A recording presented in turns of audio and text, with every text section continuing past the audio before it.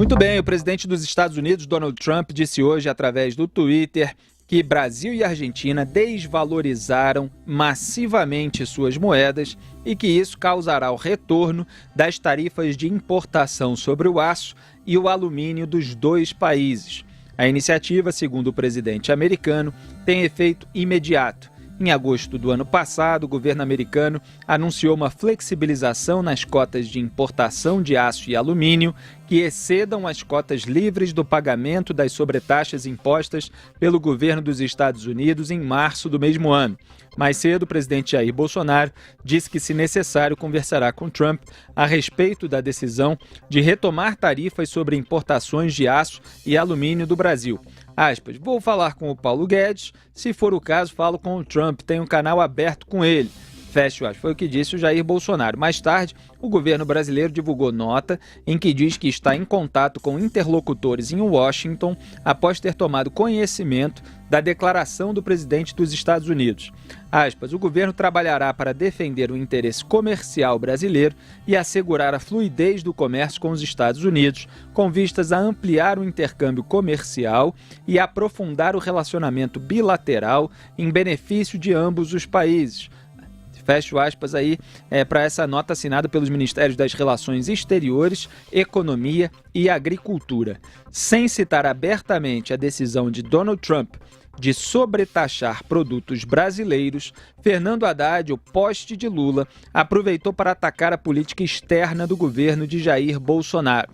O governo terá a oportunidade de medir os resultados da nova diplomacia da vassalagem. Foi o que disse Fernando Haddad, o poste derrotado de Lula na eleição de 2018.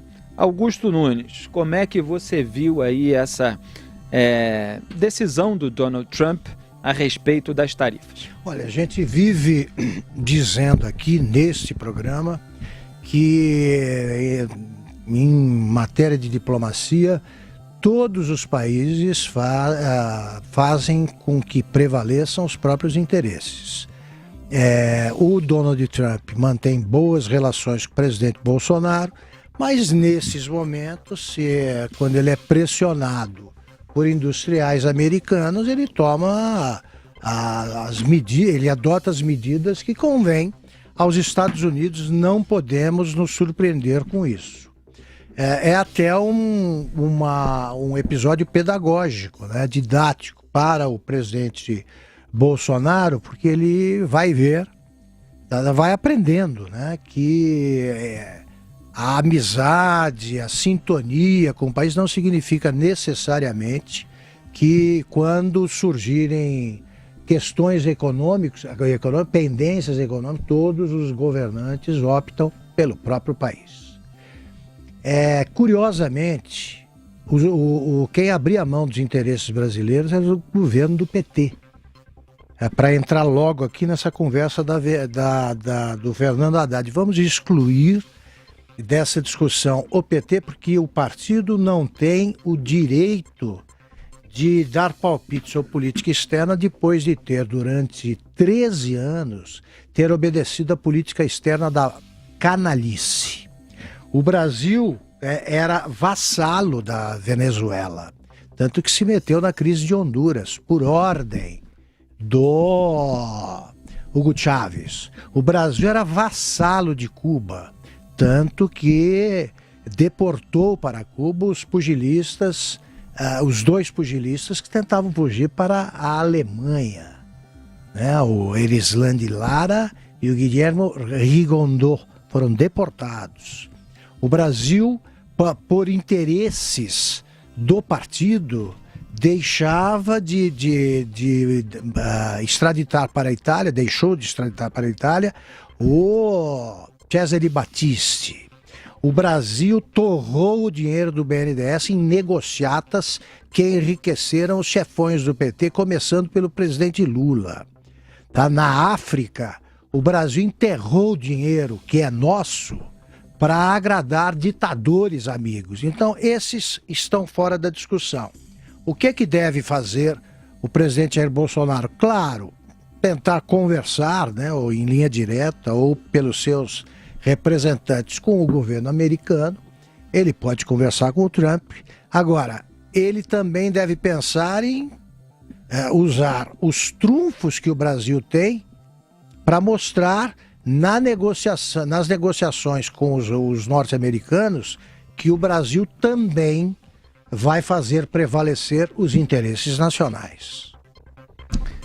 É isso aí. É claro que há vários interesses do Donald Trump em relação aos Estados Unidos. Nesse último mês de dezembro, já adentramos aí dezembro, antes do ano eleitoral.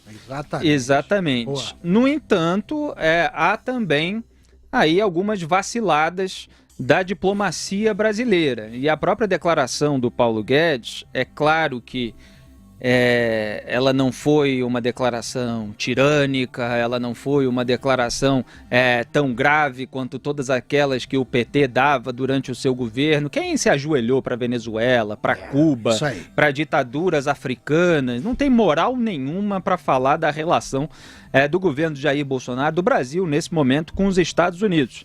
Mas a naturalidade com que o Paulo Guedes tratou a desvalorização da moeda, é claro que serviu ali para o Donald Trump explorar politicamente e tentar ficar bem com aqueles estados que ele não quer perder, porque foram muito duros de vencer para o Partido Republicano ao qual ele pertence. Tem os estados que pertencem ao chamado Blue Wall, né? O muro azul. O azul lá é a cor do Partido Democrata, o partido rival do partido Donald Trump, lá nos Estados Unidos, o partido que, em tese, representa a direita, que é o Partido Republicano, tem a cor vermelha, ao contrário aqui do Brasil, que o vermelho é de um partido de esquerda, o PT. Então há a tentativa ali de preservar aqueles estados que foram fundamentais para a vitória do Donald Trump, Michigan, Pensilvânia, Wisconsin, que tem lá a parte de agricultura, a parte que está interessada aí nessa relação com a China, que o Brasil também tem. Então a desvalorização da moeda faz com que o pessoal lá levante o radar, levante as antenas e o Donald Trump queira posar de protetor deles. Então é preciso tomar cuidado. É o que eu tenho tentado chamar a atenção aqui nesse programa, porque muitas vezes sai uma declaração mais dura e há muito esforço de demonização da declaração e há muito esforço de amenização da declaração. O que acontece é que o cenário internacional é sensível e um ministro da economia, assim como todos os ministros de um governo, o próprio presidente da República, a sua família e tal, tem de saber que estão no poder nesse momento, direto ou indiretamente, e as declarações têm repercussão internacional, às vezes no jogo político, às vezes no jogo econômico, comercial, e é preciso tentar evitar qualquer mal-estar. E tem também o fator da corrupção também, que afasta os investidores. É bom deixar claro que outro dia eu estava até tentando puxar aqui a declaração dele, que eu reproduzi no Twitter, do secretário de Comércio dos Estados Unidos, agora que eu estou procurando, eu não vou achar, que falou a respeito da necessidade de se combater a corrupção para atrair investimentos. Aqui o Brasil precisa resolver corrupção para atrair investimento, diz o secretário dos Estados Unidos. Então tudo que pareça que conivência com a corrupção também soa mal para as relações internacionais. E um governo que mostrou durante a campanha que iria exercer o poder com o combate à corrupção, com o combate à impunidade, também tem o dever de manter isso nas suas atitudes no exercício do governo, porque isso pode repercutir mal lá fora e pode fazer com que certas alianças acabem se enfraquecendo. Houve muita pose a respeito dessa amizade com Donald Trump, amizade com os Estados Unidos, e já é a segunda medida que mostra o contrário disso. Não estou dizendo que é o fim do mundo, não estou dizendo que essa situação não é contornável. Estou dizendo que essas relações são delicadas e elas precisam ser tratadas com cuidado por aqueles que realmente entendem do assunto, Augusto. E elas podem se repetir, esses episódios podem se repetir com qualquer outro país.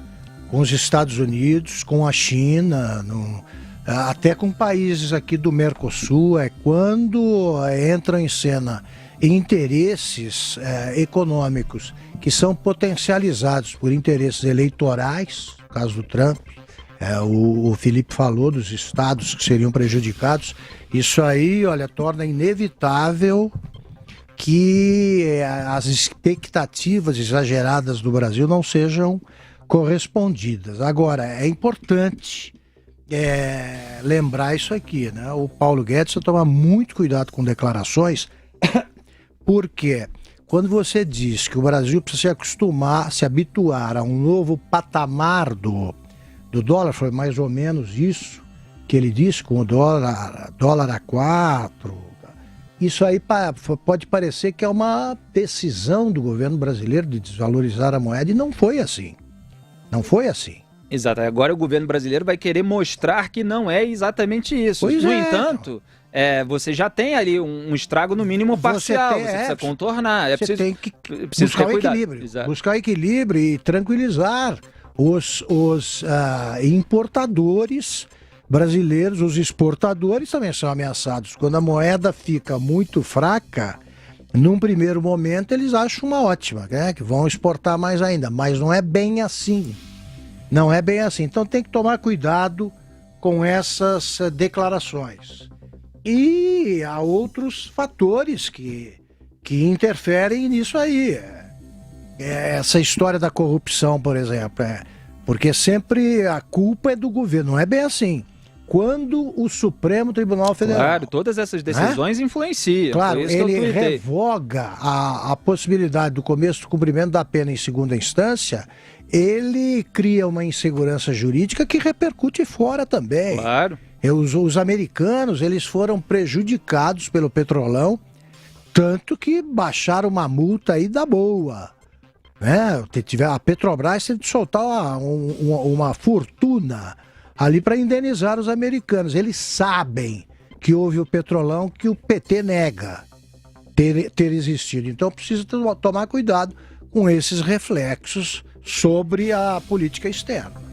Exatamente, mas é claro que uma investigação sobre o filho do presidente não ajuda, um procurador-geral da República que não questiona um inquérito ilegal de um presidente do Supremo Tribunal Federal não ajuda, mas você tem todo esse quadro de decisões do Supremo Tribunal Federal contra a prisão após condenação em segunda instância, contra a abertura de prazo simultâneo para alegações finais dos réus colaboradores e não colaboradores, você tem um presidente do Senado como Davi Alcolumbre travando processos de impeachment de ministros que estão facilitando a vida dos bandidos, no fim das contas. Você tem um presidente da Câmara como o Rodrigo Maia, que adia, num acordão ali com o presidente do Senado e até com a participação do ministro do Supremo, Gilmar Mendes, a tramitação da PEC da prisão em segunda instância, que vem esclarecer de vez a lei, a sua obrigatoriedade, né, a obrigatoriedade da prisão após a condenação em segunda instância em lei, né? Então todos esses fatores também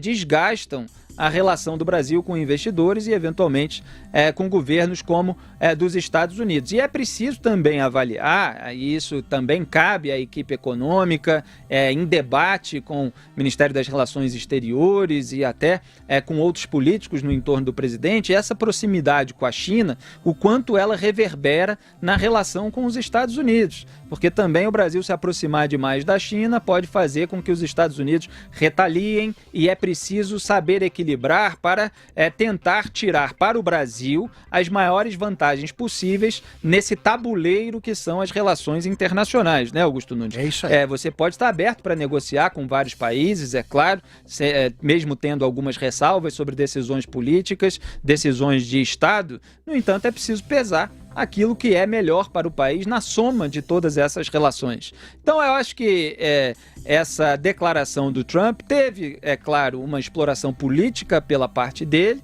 mas é um sinal para que se reavalie essa diplomacia do governo do Jair Bolsonaro nesse momento, como é que ela vai ser feita, né? E vamos ver como é que esse pessoal vai agir para contornar essa situação, tentando convencer o Donald Trump daquilo que realmente está acontecendo e qual realmente deve ser a diretriz dessa relação com os Estados Unidos. O ministro das Relações Exteriores, Ernesto Araújo, afirmou há pouco que o presidente Jair Bolsonaro não telefonou para o presidente dos Estados Unidos, Donald Trump, para tratar da retomada da taxação de importações de aço e alumínio brasileiros. Segundo o ministro, a iniciativa anunciada não preocupa o governo brasileiro e o momento é de entendê-la. Ele afirmou que ainda não procurou ninguém nos Estados Unidos e quem está a cargo das tratativas são os diplomatas em Washington. Questionado se o anúncio abala a relação entre os dois países, Araújo classificou a relação como dinâmica e disse haver diversas coisas que conseguimos na atual gestão. Como exemplo, citou o acordo de salvaguarda de tecnologia na base de Alcântara, no Maranhão. Mas ter conseguido alguma coisa assim não quer dizer que a relação atualmente está tão boa como talvez poderia estar no começo, quando havia uma confiança maior naquele governo que se iniciava. Então é por isso que aqueles que são responsáveis pelas relações exteriores do Brasil precisam fazer aí uma reavaliação de como estão conduzindo essa política externa, principalmente na relação com os Estados Unidos. Quer complementar, Augusto? Quando vem uma notícia dessas que é ruim, não adianta você pensar no que você já conseguiu. Você tem que dizer o que você está conseguindo, o que é que você já negociou e o que vem por aí. O passado não consola. Pois é. Zé Maria, dá tempo. Olha, é incrível que o presidente Jair Bolsonaro foi surpreendido hoje com essa fala, não é oficial, é apenas uma fala do presidente Donald Trump, dizendo que o Brasil e a Argentina estão reduzindo de forma artificial o valor da moeda e isso facilita para os exportadores. Os exportadores exportam a mesma quantia e recebem em dólares muito mais. Isso aumenta a competitividade, né? É uma tática que a China faz. E aí fica comprovado que a aproximação do presidente Jair Bolsonaro foi com o presidente Donald Trump e não com o governo americano. E o presidente Donald Trump tem uma posição que até, de certa forma, acompanhada pelo presidente Jair Bolsonaro, de que América em primeiro lugar. E o presidente Jair Bolsonaro fala sempre o Brasil em primeiro lugar. Então, a América em primeiro lugar para o presidente Donald Trump significa de que tudo que ameaça a América, né, não só na liberdade e tal como o país, mas principalmente no comércio, tudo que ameaça a América será afastado. E ele entende que trata-se de uma prática ilegal do Brasil de reduzir.